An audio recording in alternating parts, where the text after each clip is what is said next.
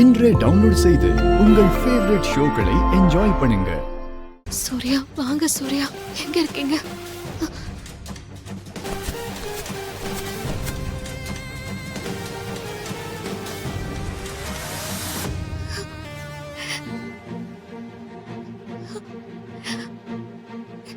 இது கண்டிப்பா சூர்யா தான். சூர்யா, ஒருவேளை நாகஜோதி தான் துர்கா ரூபத்துல வந்திருப்பாளோ? சூர்யா, சூர்யா நில்லுங்க. உண்மையிலே நான் தான் துர்கா.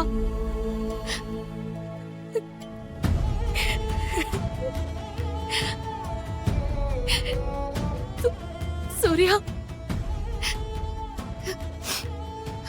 சூர்யா, உண்மையிலேயே நான் தான் துர்கா.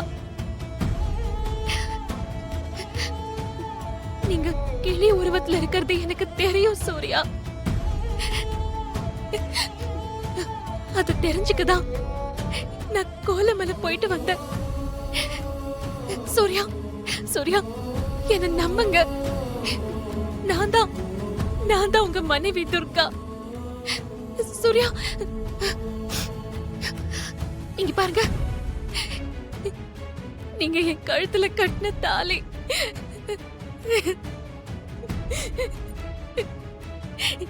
இது நீங்க என் கழுத்துல கட்டின தாலி. இது நாகஜோதி இல்ல, துர்கா தான். உங்களுக்கு ஏற்பட்ட இந்த நிலைமைய நான் இதுவரைக்கும் வீட்ல யார்கிட்டயும் சொல்லல.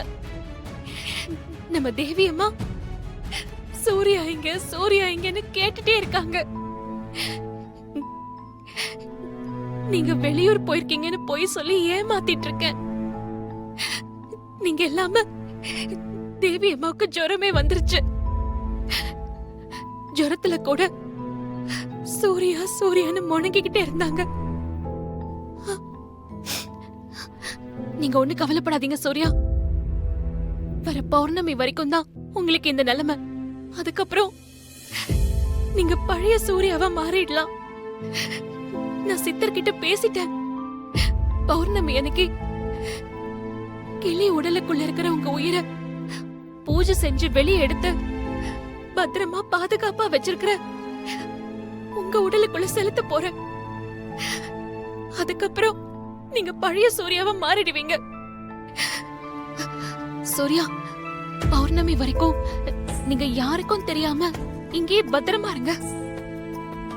எக்காரணத்து கொண்டும் ஒருவேளை நானே வந்து கூப்பிட்டாலும் நீங்க நம்பி வராதீங்க. பௌர்ணமிக்கு இந்த ஒரு நாள் தான் இருக்கு. இந்த ஒரு நாள் கழிச்சு அம்மன் கோயிலுக்கு பக்கத்துல இருக்கிற கோயிலுக்கு வந்துருங்க. நான் உங்களுக்கு முன்னாடியே வந்து சித்தரோட உங்களுக்காக காத்துட்டு இருப்பேன். இதுக்கிடையில நானும் உங்களை பார்க்க வர மாட்டேன், நீங்களும் என்ன பார்க்க வர வேணாம். அப்பதான் அந்த நாகஜோதிக்கு டவுட் வராது. சரி சூர்யா, நான் வீட்டுக்கு போறேன். நீங்க பத்திரமா இருங்க. நான் பௌர்ணமி அன்னைக்கு உங்களை பாக்குறேன்.